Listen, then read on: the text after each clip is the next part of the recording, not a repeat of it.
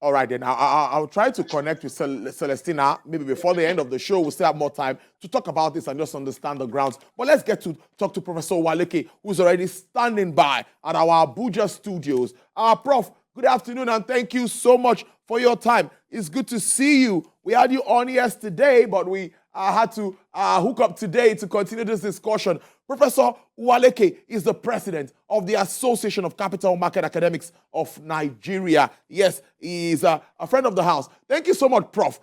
Prof, it's really not looking very good. Let's get this straight. The queues are getting longer. People are getting very angry, and we see what this is leading to. Something is wrong somewhere. You will agree with me, Prof. Yeah, good afternoon, Tolu. Yes, the queues are getting longer.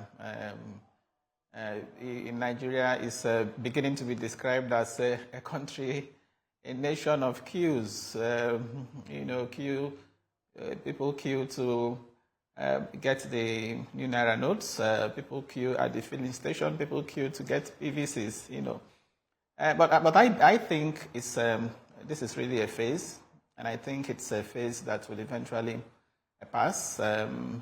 The fear I have now is that we shouldn't attempt to throw away the baby, with the bathwater.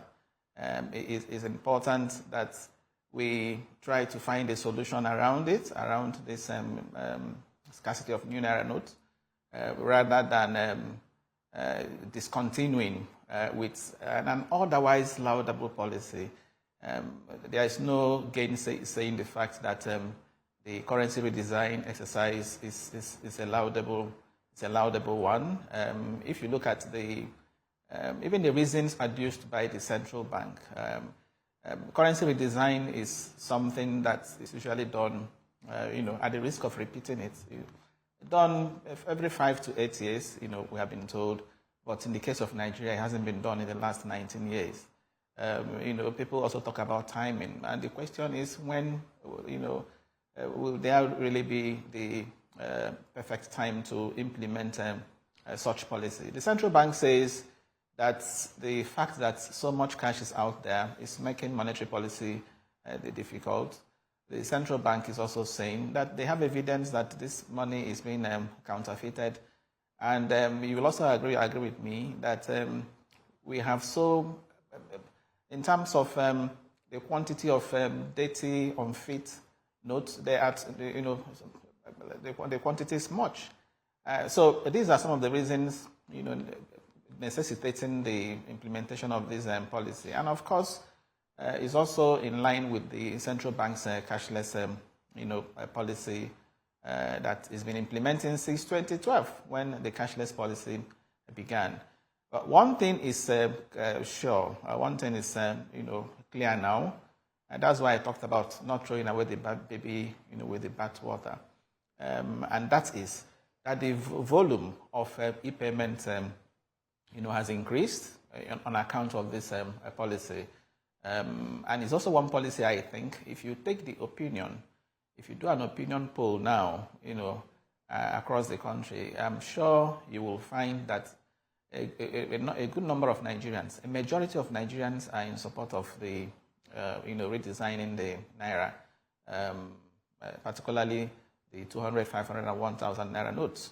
And that's because of the message out there that, or rather the impression they have that it will also help to ensure that a lot of money that is being kept outside the banks, a lot of money that people have stored away in tanks, eventually, gets into the system. Because it's only when it gets into the system that it begins to help the economy. When you put away money in a septic tank or money is buried underground, of course, it doesn't help the economy. It's only when money is spent or when money is invested that you can have economic growth, you can have economic development, and you can even have jobs.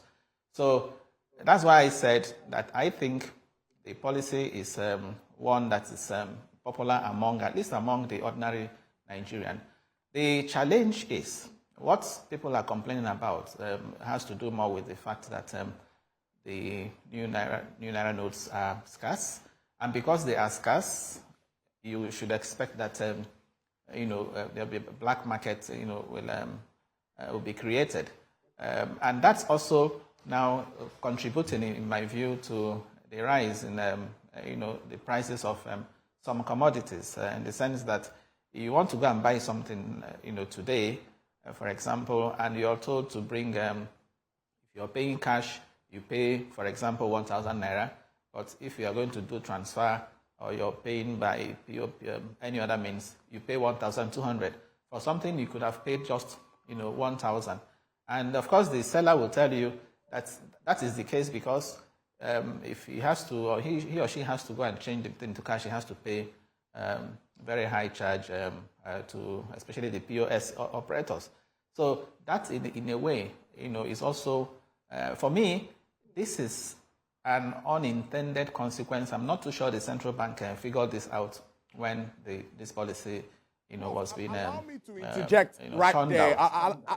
Prof, allow me to interject right there. Thank you. Please just allow me to, like you said, the central bank never emphasized this, so something went wrong somewhere. And I'm going to ask you this.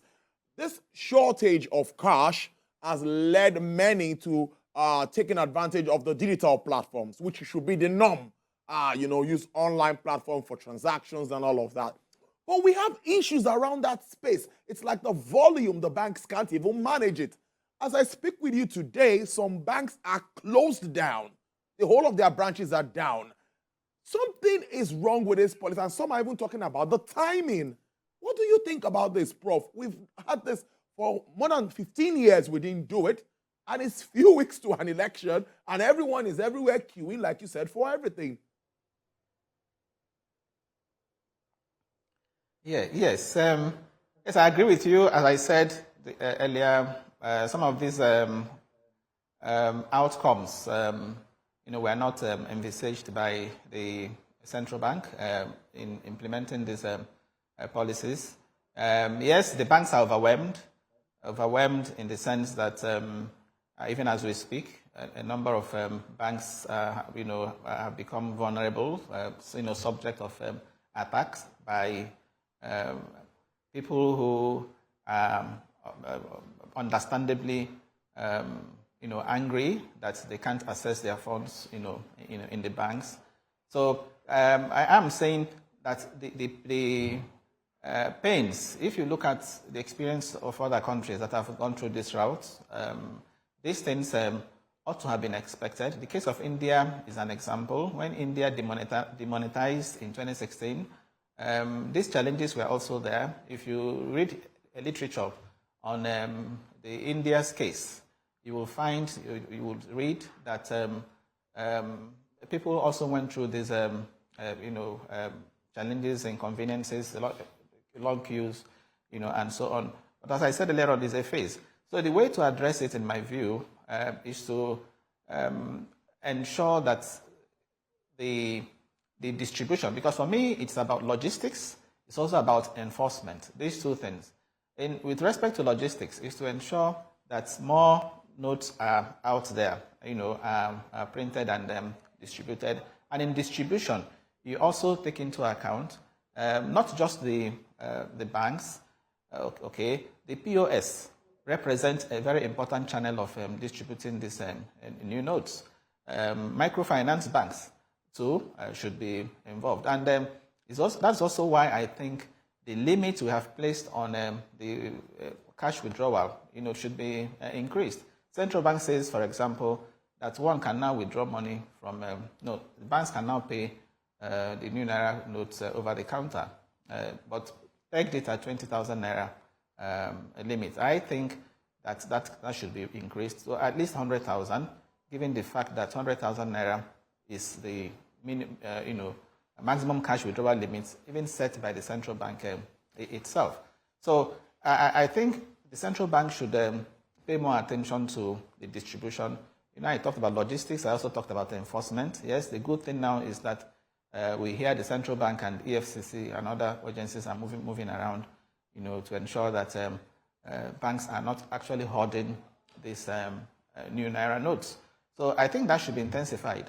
And I've also read that as we speak, the president is meeting with the governors and the CBN governor to also find, if you like, a solution around this, the challenges that have cropped up, such that they don't affect the upcoming elections. But also, of course, it's important I also say here that Nigerians should also not, by Nigerians I mean particularly the political leaders, should not inflame, use inflammatory remarks, inflame passions that tend to incite the public to attack banks or even take to crime. So that is very important. So I, in my opinion, the central bank should go back to the drawing board to see how it can ensure that the new naira notes, more of it, is made available. But again, remember too that we even have denominations that will be legal tender even beyond the deadline of February 10. The 100 naira notes, 50 naira notes, will still be there. So I also think that these denominations should also be pushed out. A lot of it should be pushed out, to the public, because if we have 100 naira notes, 50 naira notes, particularly in rural areas where the velocity of these currencies is high, I think it will go a long way to reduce the pressure. We don't even see the 100 naira notes, and that also creates the problem of change, because what we tend to see more is the 1,000 naira new notes and 500 naira new notes. The lower denominations are not very much out there. So if we have very much of it out, 100 naira, 50 naira, as I said earlier on, particularly in rural communities, I think it will go a long way to reduce the pressure that we are currently facing. Now, before I let you go, Prof, this looks like it might lead to some unintended consequences even from the banks. Look at what is happening now. People are vandalizing, a lot of money is being wasted, and people can still get their monies from deposit money banks. And some are even moving away from the traditional banks at the moment and using all of this other digital banking apps and all of that. This doesn't look good for the banks.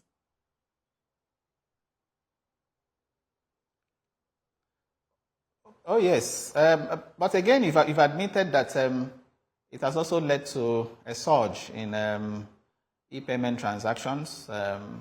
That's positive. If you check the volume of yes, we challenge this, and I also need to mention it, that one of the areas I also think the central bank should be looking into, again, of course, in collaboration with the fintech companies, has to do with this incidence of a transaction failure. The incidence is, of course, getting higher, and of course that should be expected. And also the incidence of cyber attacks, cyber security, because their attack base is expanding. So if the infrastructure is banks invest in the infrastructure and ensure that market transaction failures get reduced, I think the complaints will reduce on the part of bank customers. So what this policy has also done, because in the rural areas now people without bank accounts are being encouraged to open bank accounts under the cash swap program, is also to ensure that a lot more people get into the financial space. So if you have increase in the rate of financial inclusion in this country as a result of this policy, of course that's positive.